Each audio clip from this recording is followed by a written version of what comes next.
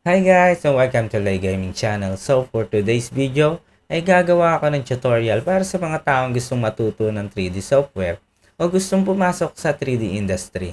Marami na nga mga bihasang mga tao na lumipat sa software na ito dahil talagang nakikita nila yung potential ng software na ito na talagang kakaiba.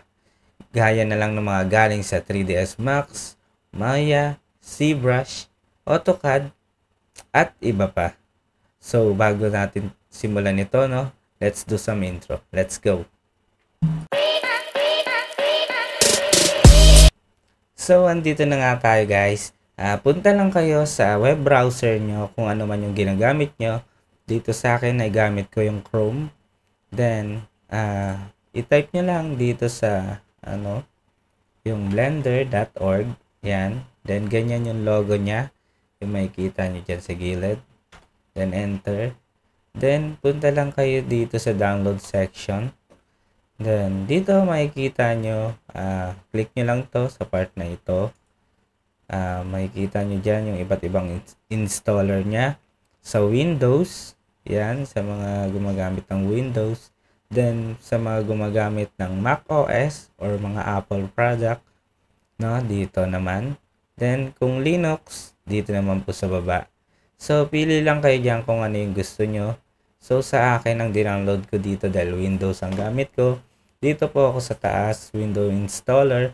Pwede rin naman kung portable. Yan, gusto nyo maglagay sa USB. Pwede rin siya dito guys. Download nyo lang yan. So, pag napili nyo na yan, ayan, pag-click nyo yan, hintayin nyo lang, then magpa-pop up siya dito sa taas. Ayan, then nada-download na siya. So, sa akin, i-stop ko na to dahil na-download ko na siya. So, kung paano naman siya i-install, dito po tayo sa baba. So, ayan. Ayan, click nyo lang installer. Then, click next. Ayan, then I accept the terms in the license agreement.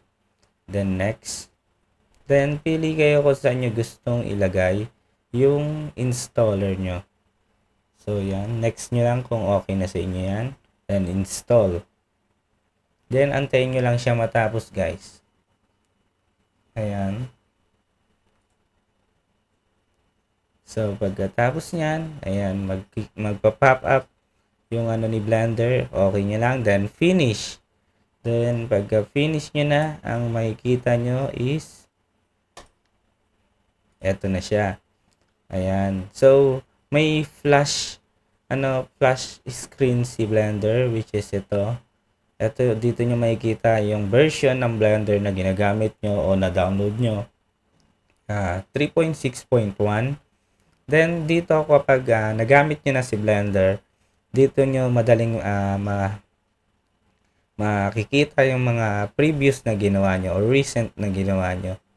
So, dito po, makikita nyo dito sa left yung general. General kasi overall nandito na siya sa loob.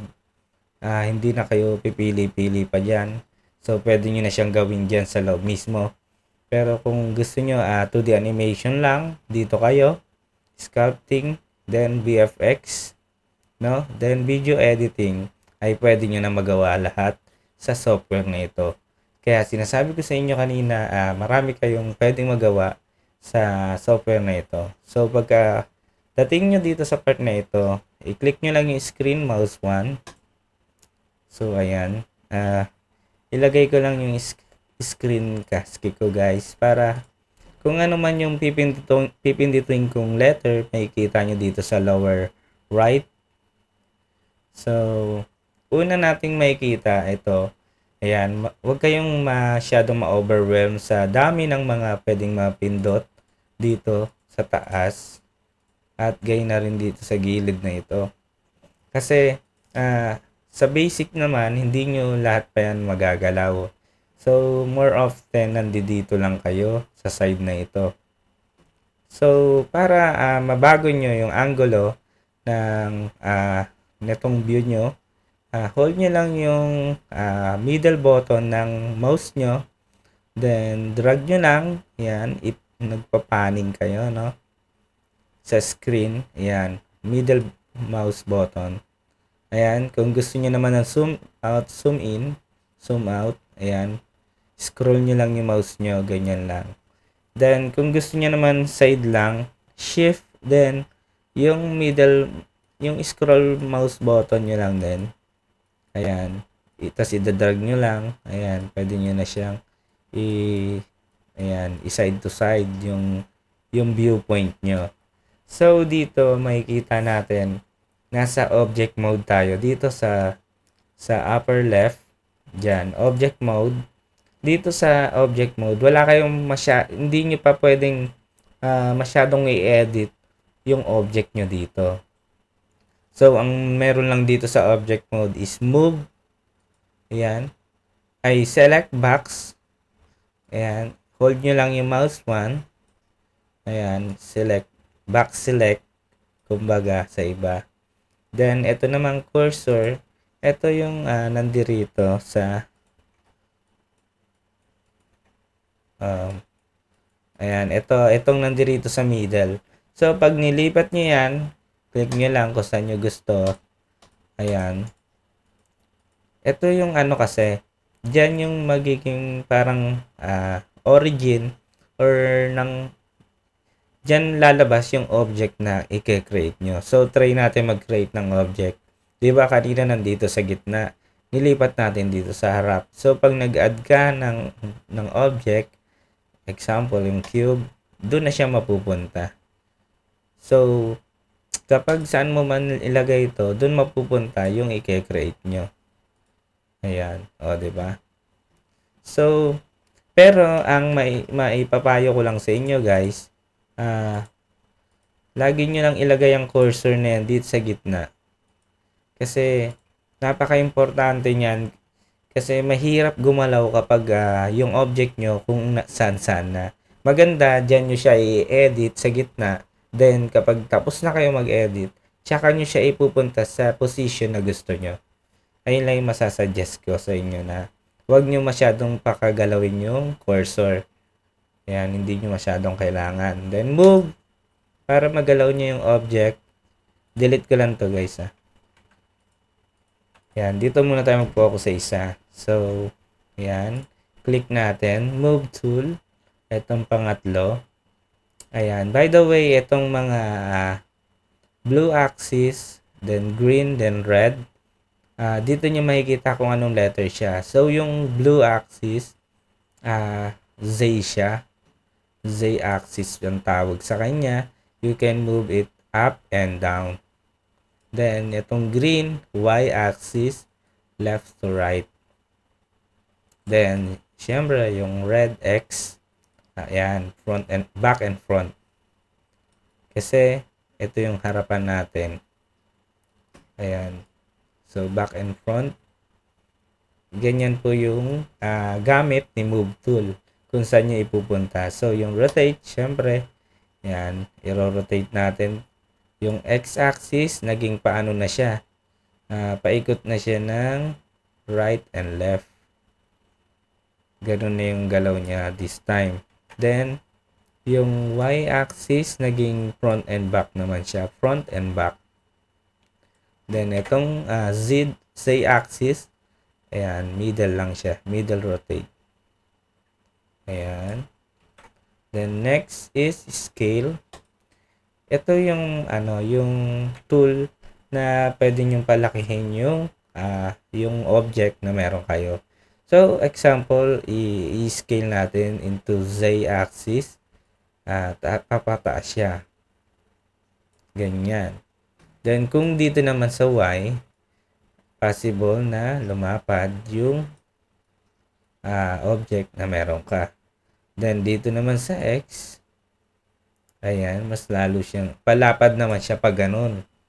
Papunta naman sa X-axis. So, ayun yung gamit ni scale. Then, ito, yung transform. Ito naman yung overall. Kung ayaw nyo magkiklik dyan, meron na siyang move. Meron na siyang scale. Ayan. Then, meron na rin siyang rotate. Ayan, depende kung ano yung gusto nyong gamitin. So, etong mga to, hindi na muna natin i-discuss to kasi hindi nyo naman siya masyado pa magagamit for the first time. So, punta na tayo doon sa edit mode. I-ano ko lang yan. Ibalik ko lang sa normal. Back select. So, dito ka na lilipat kung gusto mo nang mag-create ng isang bagay. Dito ka na pupunta sa edit mode. So, click nyo lang dito sa upper left object, then go to edit mode. So, in edit mode, marami nang nadagdag dito sa tools na nandirito sa kaliwa. As you can see, ayan, marami na siya. Pero nandun pa rin yung mga ginamit natin kanina, yung mga tinuro ko. Move, rotate, scale, transform, and the others. So, may nadagdag. Dito na tayo sa nadagdag. Sa extrude. So, ang extrude guys, by the way, bago ko ituro sa inyo to, dito muna tayo sa ano kasi kakailanganin natin maglipat-lipat. So, dito sa upper left, katabi nitong edit mode, dito ay, ito po ay vertex select. As you can see, may nakikita na kayong mga dot. Ayan. Pwede nyo nang ma-select yung mga kanto. Ayan. Right click po yung pag-panning nung camera view or pag-rotate. Yan. Yung yung middle mouse button pala. So, yan. Middle mouse button. Then, yan. Nakiklik nyo na yung mga kanto.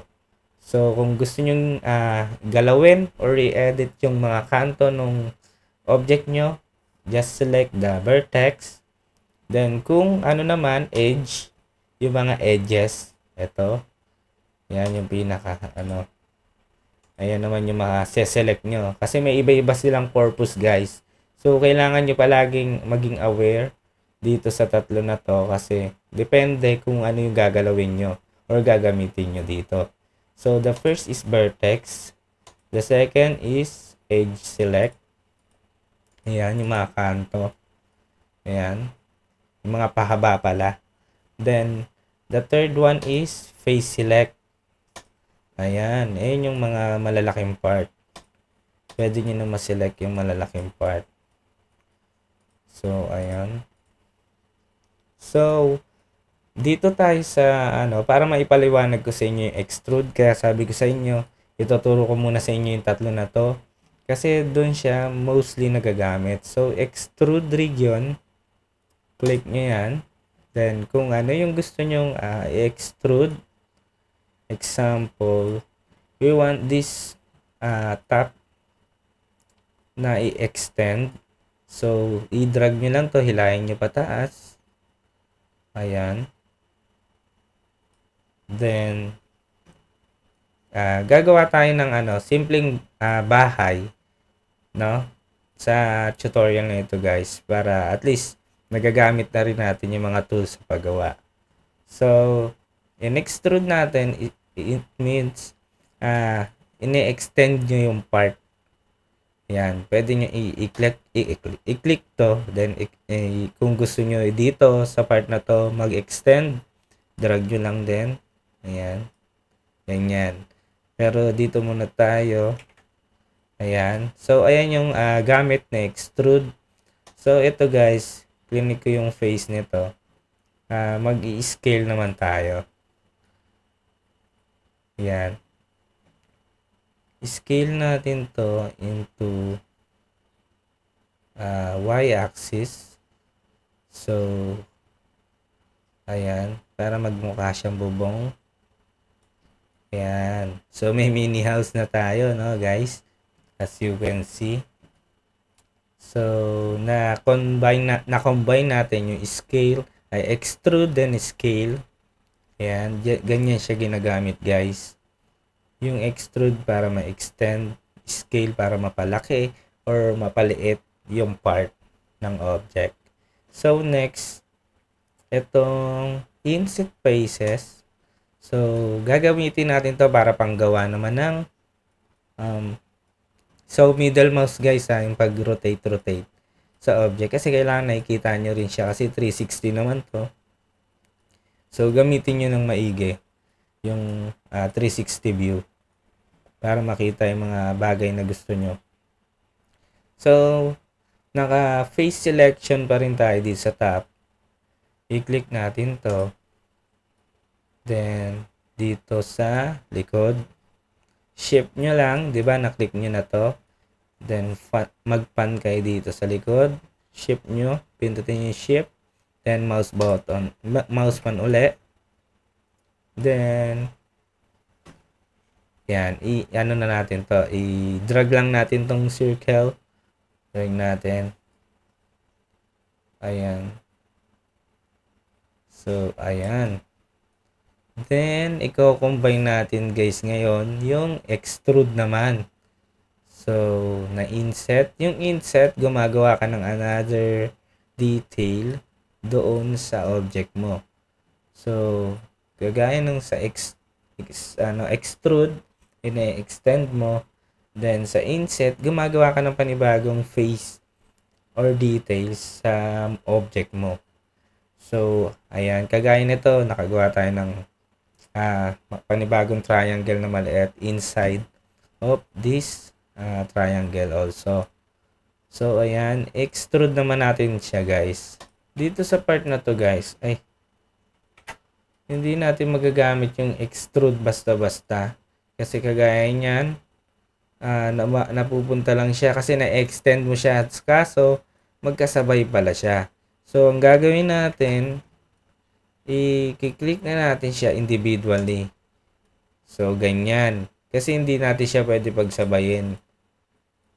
Pero, possible na pagsabayin yan, pero gagamit tayo nito dito sa taas. Pero baka maguluhan kayo. So, dito muna tayo sa simpleng paggawa o paggamit ng mga tools na ito. So, individual natin siyang gagamitan ng extrude. So, dito, click nyo lang dito. Then, pasok nyo na siya pa loob. So, may details na tayo dyan. Diba? O, then, dito rin. Pasok naman natin siya. Drag natin siya pa loob. So, ayan. So, nagamit naman natin sa pagkakataon na to si inset faces with extrude. Kung kanina, ginamit natin yung extrude with scale. Kaya nakagawa tayo ng ganito. So, this time, ginamit natin si inset para magkaroon ng another detail or another faces sa part na yon. So, next, ito naman, bevel. So, para i-bevel mo yung isang part, pwede siyang face select. Pero sa pagkakataon na ito, dito, gagamitin lang muna natin siya sa edge select, sa edges. So, click nyo lang yan. Then, dito, click natin to mga, by the way, ulitin ko, shift yung pag magdadagdag kayo ng part para hindi mawala yung, kasi pag hindi kayo nag-shift dito, tas click kayo doon, malilipat lang doon. Pero gusto nyong i-combine, shift, then left click. Ito rin, left click, shift. Kasama pa rin yung shift, naka-shift pa rin kayo, naka-hold yung shift. So, ayan. Then, gamitin na natin si bevel. Ayan.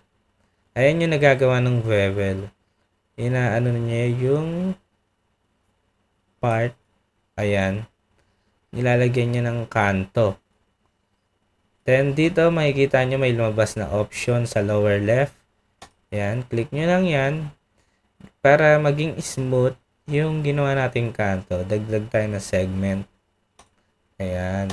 So, ayan. Diba? Nagkaroon na siya nadagdagan siya ng dalawang segment dito.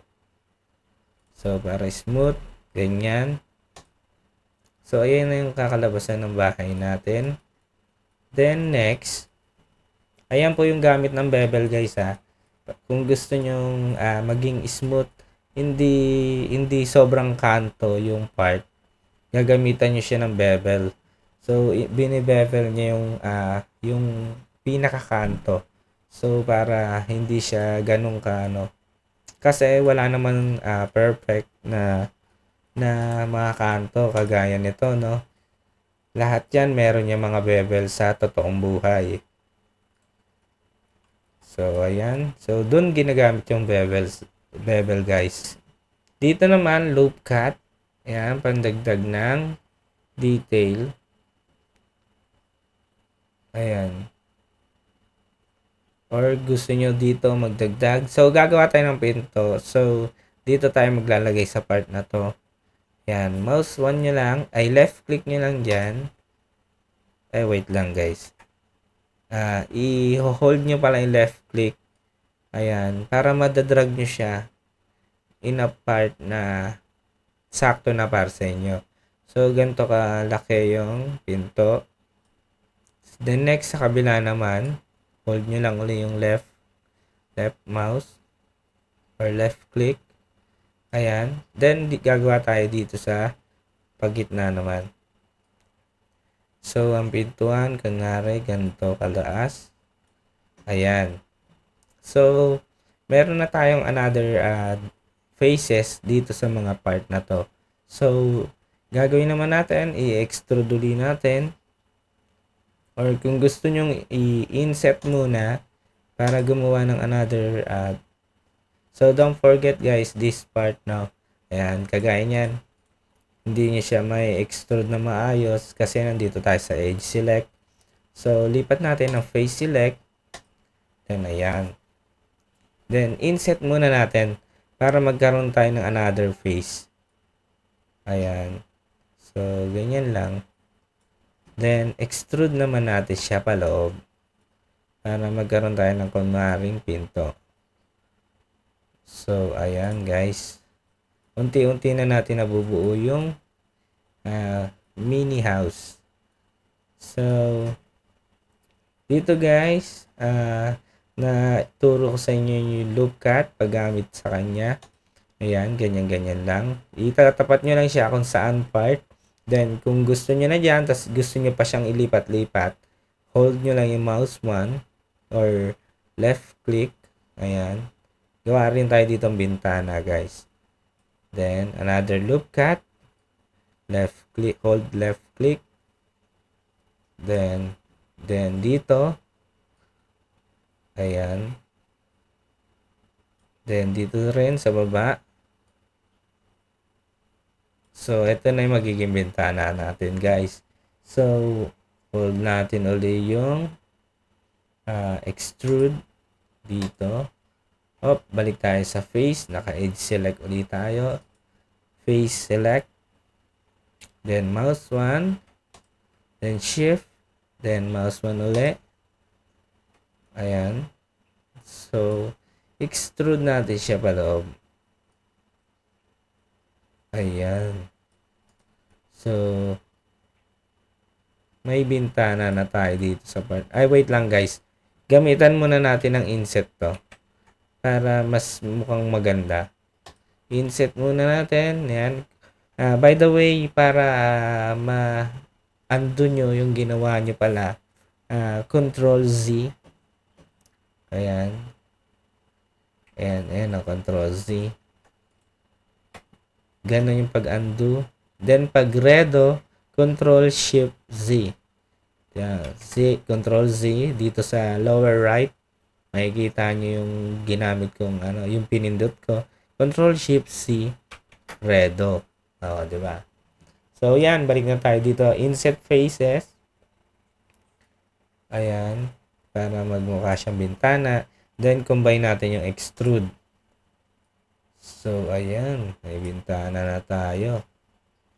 So, next dito,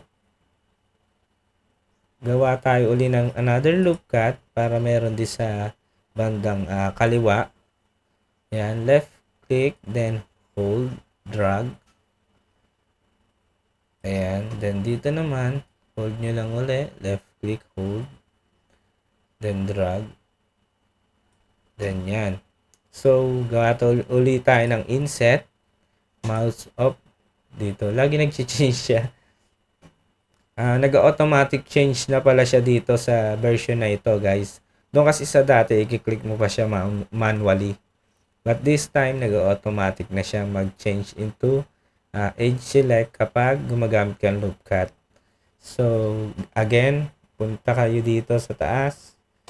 Click face select. Then, dito na tayo, mouse 1. Then, hold shift. Then, left click again. Then, ayan, drag nyo lang uli. Then, balik tayo sa extrude. Pasok natin sa loob. Ayan. So, pag panning nung guys, then zoom in, zoom out. Yung middle scroll, yung mouse wheel. Ayan. I-scroll nyo lang. Then, kapag gusto nyo mag-rotate 360 around your object, hold nyo lang yung wheel ng mouse nyo. So, importante yung may wheel yung mouse. Kasi yung magiging pang-ikot-ikot nyo. So, ayan. Meron na tayong nagawa dito sa part na to na bintana, pinto, then yung bubong. Gamit itong mga tools na nandito sa gilid. So, para naman sa knife, ginagamit to para sa mga freestyle na gagawin nyo sa object nyo. Kung sa loop cut, nakakagawa kayo ng straight line, ayan, dito naman, freestyle. Kung anong gusto nyong style. So, example, I'm gonna click this knife tool. Then, hanap lang kayo ng makakapitan ng knife nyo. Gaya nitong mga kanto na to. Then, yung mga magiging point, ayan, didikit yan parang magnet.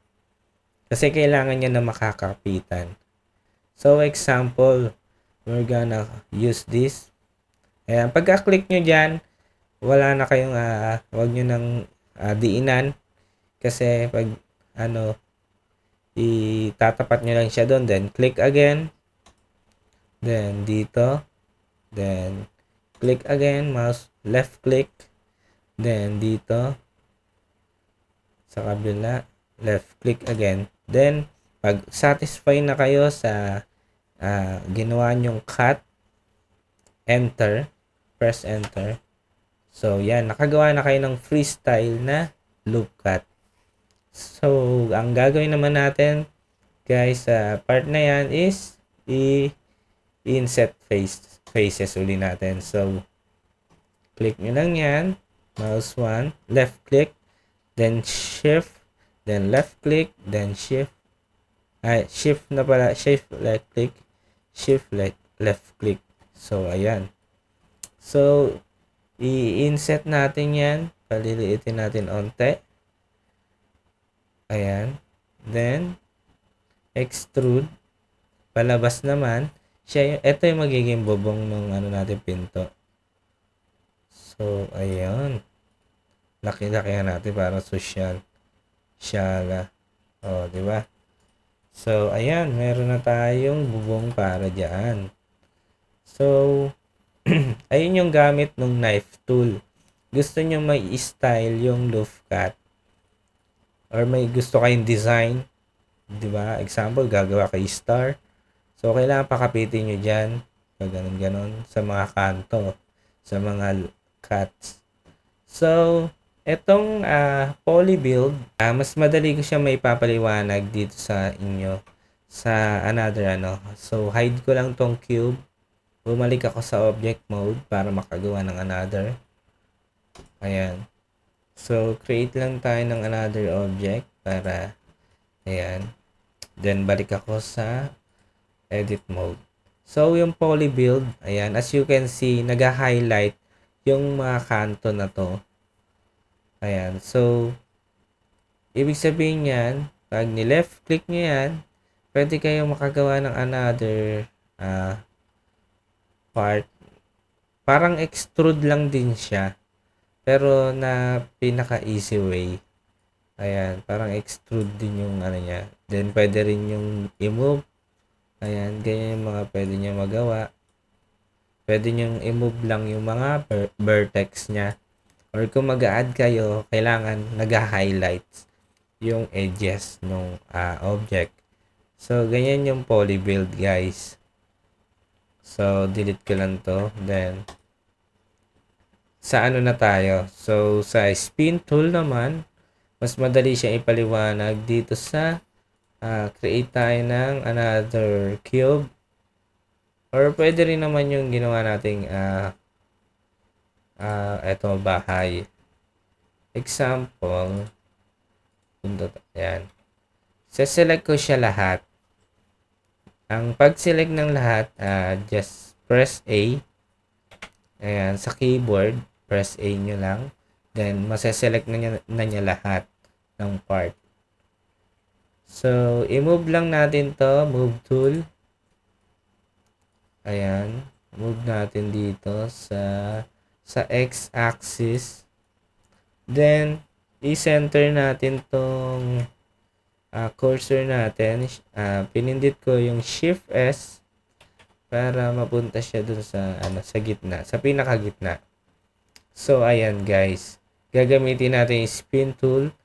But, ito pala guys, ipalitan natin tong transform pivot into 3D cursor. Para dito mapupunta yung pinaka-point natin guys. So, kung nasan yung cursor natin, then, pinili pa natin yung transform pivot into 3D cursor, doon yung magiging basihan ni spin tool. Ayan. So, kung nasan siya, doon siya magkukuha ng direction. I mean, doon lang siya sa gitna Then, piliin natin tong Z para paano lang siya paikot. So, dito naman, di ba spin tool? Then, Z-axis dito. Kasi pwede rin siyang Y. Pag Y, pataas naman yung ikot. Then, pag X, ayan, pa left to right. Yung pwede kayong gumawa ng bilog. Pa left to right. Then, Z, paano lang siya? Sa gitna. So, kasi Z yung pinili natin dahil dito nga natin nilagay yung cursor natin. Then, yung pivot. Yung pivot natin nasa cursor din. Then, eto kung ilang piraso yung gagawin niya. So, gawin natin 9 lang. So, hold nyo lang to, then drag. Ayan. As you can see, nakakagawa na tayo ng maraming kagaya ng bahay na nilikha natin. So, ayan guys. Meron na tayo sandamukal na bahay. Diba? Ayan yung gamit ni spin tool. So, nakagawa tayo 9 na piraso niya. Then, yung smooth, eto mga to, huwag nyo nang masyadong pakaisipin to kasi kapag gumagawa na kayo ng character, dun nyo na siya magagamit, itong smooth tool. Then, yung shrink pattern, hindi nyo masyado magagamit yan. So, dito na lang tayo sa edge slide. So, control Z ko lang para mabalik tayo doon sa pinaka natin. So, yan. Nakabalik na tayo sa dati nating ginawa. Control Z para i-undo. Then, itong smooth tool, pang lang yan guys. Example, yan, maraming poly build dyan. Smooth na natin. Ayan, nag-a-adjust siya. Kasi para to doon sa yung nagkabol-bol na ano bang tawag dito? Segment or mga loop cut, lalo na sa mga character, marami ka na makikita na ganyan. Kaya sobrang gulo na. So, kailangan mong i-smoothen. Then, dito sa edge select, guys. Ayan, punta tayo sa edge. Pwede rin naman, yan. Sige, vertex. Ito, gusto mong i-slide yung part na to. Ayan. Hold nyo lang yung wait lang. Kailangan natin dalawa nito. Ayan. Kailangan niya dalawa. hindi siya pala pwede ng isa. So, yan, click nyo na yan, isang vertex, then shift, left click again para do sa isa. So, gusto nyong i-slide yung part na to pababa. Ayan, hold nyo lang. Ayan, ganyan yung gamit ni, edge slide. So, pwede rin direkta na kayo sa edge, kasi edge naman siya. So, para hindi na kayo pa-select pa sa iba. So, ayan, slide natin din. So, ang nagagawa niya guys, straight yung pag-i-slide niya. Kasi kung manually, i-move nyo yan, ayan, sa pagkakataon na to, straight pa siya. Pero kapag yung may mga paganyan-ganyan na, tabingi na siya. Kasi nga, pa-straight lang ang Z. Yung X naman, puro straight lang sila, yung mga move tool. Pero dito sa edge slide, sumusunod siya doon sa flow. Kasi yung move tool, kung isang arrow lang siya, pag ganun lang talaga siya. Pero kung yung kagaya ng mga ganito, mahihirapan ka na gamitin yan. So, ginagamit na dyan sa pagkakataon na yon yung edge slide. So, ayan guys, napaliwanag ko na sa inyo yung gamit ng mga tools na ito. Hindi ko lang nabanggit sa inyo to kasi hindi na masyadong kailangan to. So, ito na lang tayo, yung rip region. For the last. Ito guys, pwede nyong, ito, sa makikita nyo, hindi siya butas. Pero gusto nyo siyang butasin para makagawa ng another detail sa bahay nyo. So, ito yung gagamitin nyo para ma-rip yung part na ito. So, click dyan sa rip region, then drag nyo lang. So, bukas na siya. Ayan, makikita nyo na yung loob ng bahay nyo. So, ayan yung niya, nire-rip nyo yung part. Binubutas nyo yung part. So, ito, butasin. O, diba? Control C lang natin. Ayan yung nagagawa ng rip region. So, dito sa part na ito, tatapusin ko yung model na ito. Low poly house with parking garage, no? Ano ko na dito, ipa-fast forward ko na. So, tara, let's go.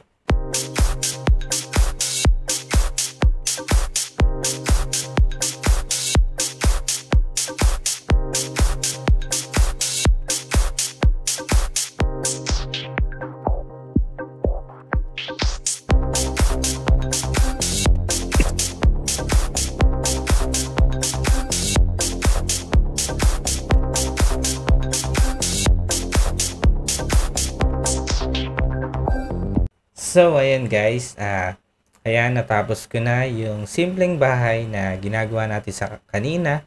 So, nilagyan ko lang siya ng simpleng parking lot, then, syempre, onting design, then yung mailbox. So, ayan guys, yung pwede nyo magawa sa kanya, then, marami pang iba.